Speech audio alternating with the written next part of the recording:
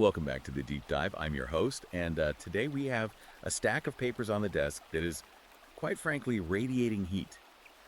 We are looking at an ebook that is ultra long, incisive, and honestly fascinating in its sheer refusal to pull punches. It is definitely a heavy hitter. It's one of those texts that feels like it almost shouldn't exist in the current climate. Absolutely. But before we crack this open, and trust me, you are going to want to hear this because it challenges just about everything you've been told about modern society. Do me a huge favor.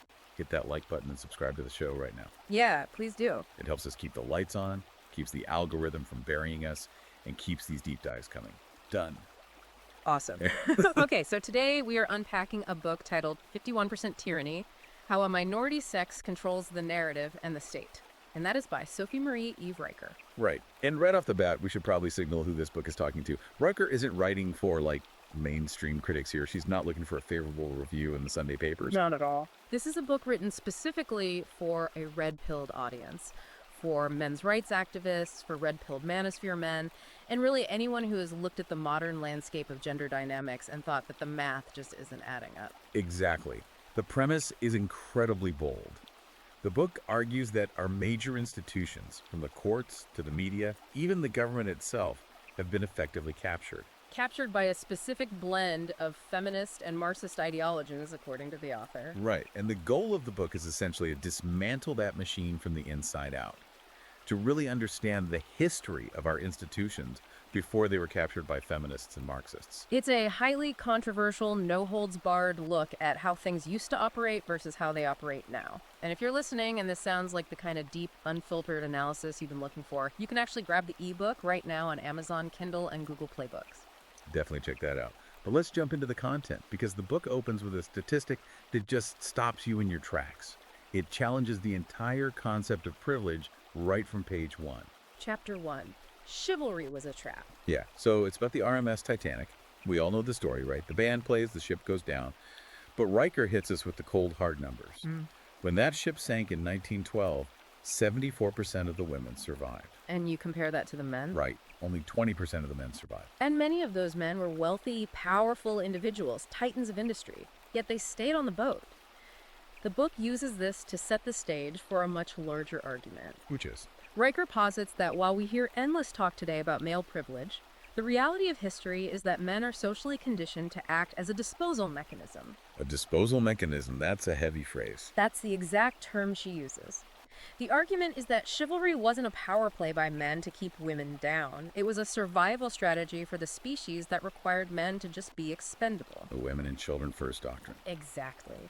Riker argues that men are conditioned to sacrifice their lives for women, and that instinct has essentially been weaponized. And the book takes this idea and fast forwards to the modern day with a proposal that really stirs the pot. The author calls it the Equal Sacrifice Act. Right, this is where the text challenges the modern definition of equality. Riker argues that you cannot have authority without liability. Meaning, if women want true equal rights, equal pay, 50% of the board seats, and equal representation in government, they must also register for the military draft.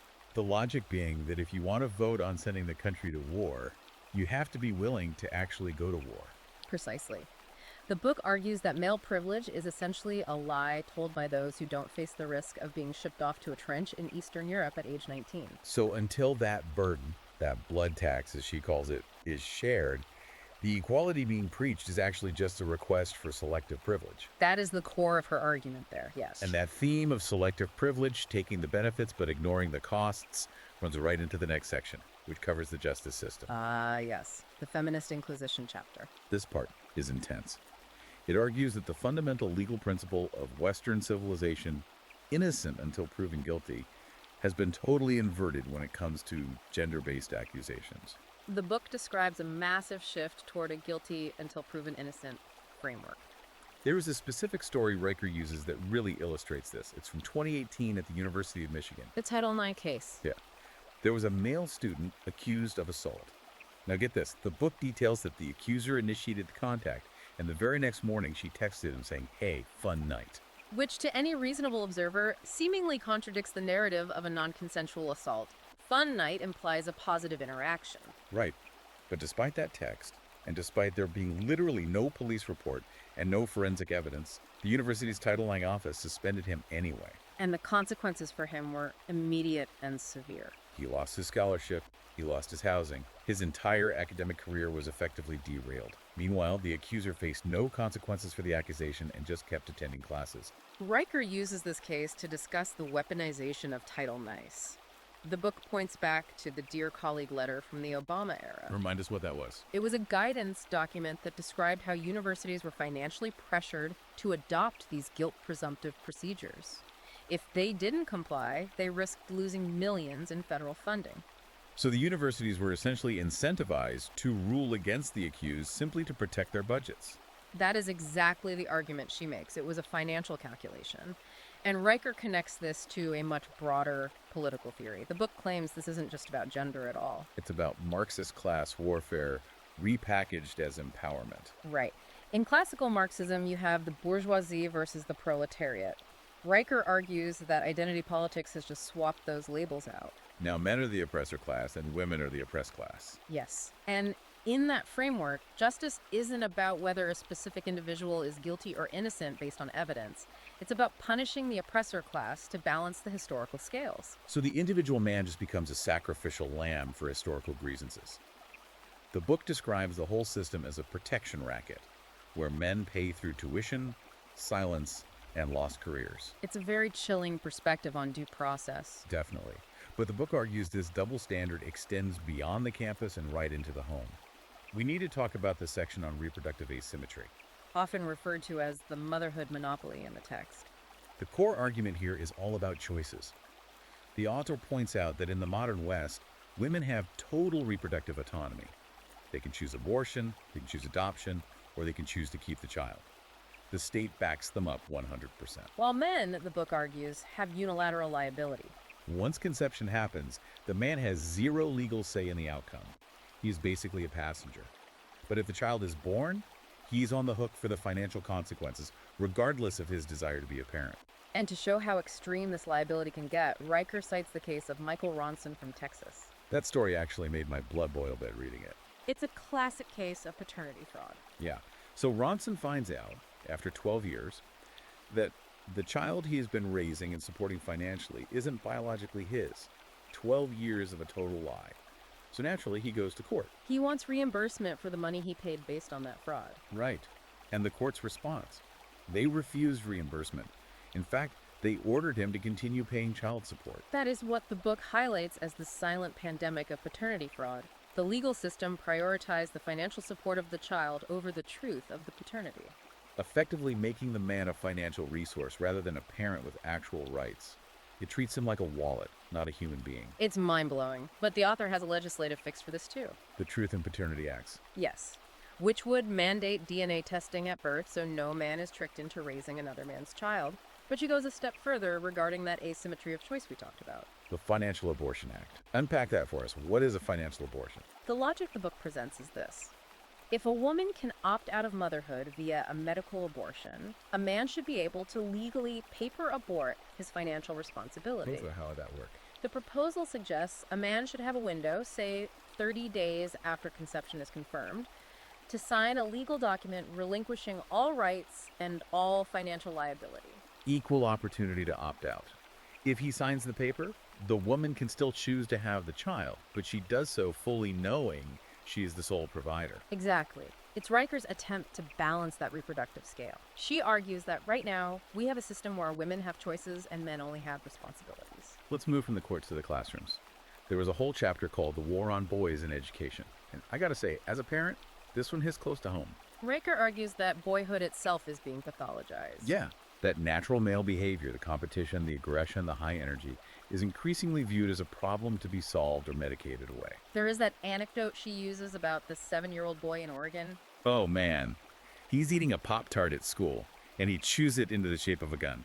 He's silent. He's playing cops and robbers. And he got into serious trouble for it. Big trouble. The school treated it like a legitimate threat. Riker uses that story to discuss the massive shift in school curriculum, specifically calling out Common Core.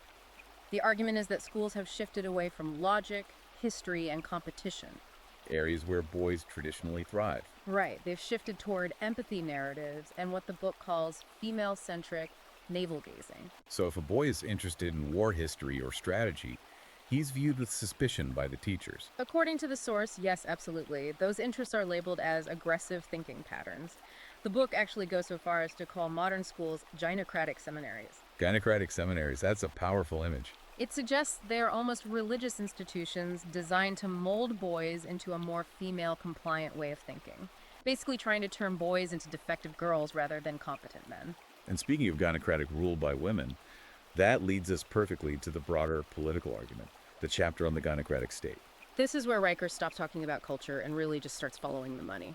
The tax versus benefit imbalance. What are the specific numbers she uses there? The claim is that men pay roughly 72 to 76% of all taxes in the Western world. However, when you look at government social benefits and transfers, women receive the vast majority of those funds. So men are funding this system, but women are the primary beneficiaries of the system. Right. Riker describes this as a massive economic transfer from men to women facilitated by the state, and she introduces a theory to explain it called the state feminization cycle. How does that cycle work? It starts with activists lobbying for programs, and these are usually framed as helping women and children. The state then responds by creating massive bureaucracies to manage these programs. And who staffs those bureaucracies? Riker notes they are dominated by female employees. So these bureaucracies then use public funds to generate more propaganda to justify their own existence and ask for even more funding. It's a completely self-perpetuating machine. And the book gives a really stark example from the UK to back this up. There was a feminist government initiative launched there, funneling millions into these specific programs. Meanwhile, the book notes that male homelessness in the UK had surged by 42%. Exactly. And the implication is that despite men paying the bulk of the taxes, there was no specific funding allocated to address that crisis, simply because the victims were men. It reinforces the book's central thesis. The state views men as a resource to be harvested, not a constituency to be served. If a man falls through the cracks, the state basically just says, figure it out yourself. Right. With a system stacked like that, the courts, the schools, the taxes, it's no wonder the next section of the book reads a bit like a sci-fi novel. Yeah. But it's happening right now. We're talking about the male exodus. Okay. The refusal to participate. Riker argues that men are rational actors. If the game is rigged, the only winning move is to stop playing. We've seen this happening in Japan already, right? Soken Shitsu? The herbivore men, yes. The book mentions them specifically men who refuse to date, refuse to marry, and refuse to work themselves to death climbing a corporate ladder. They are just checking out, living cheap, playing video games, opting out of society. But Riker points out this is going way further than just checking out mentally. Men are actively building parallel institutions. This is the fascinating part to me. The counter systems. Like AlphaNet? Yes, AlphaNet was launched in 2022, according to the book. It's a decentralized blockchain platform exclusively for male-only employment and commerce. Why build it on blockchain? To make it completely uncensorable. It even uses biometric ID to prevent catfishing and false accusations. It's an attempt to create an entire shadow economy designed to operate outside traditional legal reach and corporate HR departments. Wow, and then there's the guy on the barge. I just have to love this story for the sheer audacity of it. Yes, the Freeman Zone. A man in Florida who is living on a rusted shipping vessel out in international waters. And he's doing this just to escape alimony, right? Alimony and IRS audits. The book describes him literally sending a photo of his middle finger with a GPS tag to the authorities. He's rejecting the state's jurisdiction entirely. It's extreme, but it perfectly illustrates the level of desperation and resentment Riker is talking about. And then there's the Nevada Project. Right. This is described as a crypto-funded, male-only city being planned out in the desert. A whole city. Yes. They apparently have a draft constitution that explicitly rejects the 14th Amendment's weaponization in family law. It's a literal attempt to build a new society from scratch. So you have men retreating to the internet, retreating to the ocean and to the desert. It really feels like a societal breaking point. It does. But the book doesn't end with just running away. The final chapters are all about the return of masculinity. Riker frames physical and mental strength as an act of rebellion. The logic is, if the state wants you weak and docile, then becoming strong is inherently a revolutionary act. The book actually brings up Andrew Tate here. It does. It credits figures like Pate for handing out the blue pill to millions of young men. Wait, blue pill? Usually in this context, we hear red pill. Right. In this specific context, the book uses blue pill ironically, or perhaps suggests that Tate is waking them up from their blue pill slumber. The terminology flips a bit, but the point is clear. He is framed as a catalyst. Exactly. Riker argues that simple acts like lifting weights, becoming financially independent, and outright rejecting the victim narrative are viewed as threats to the state. There is this story she includes about a Toronto high school that banned pull-ups. You literally cannot make this up. The book claims they banned pull-ups because girls complained that the sight of boys lifting their own body weight triggered anxiety. Anxiety. Because a teenage boy was doing a pull-up in a gym.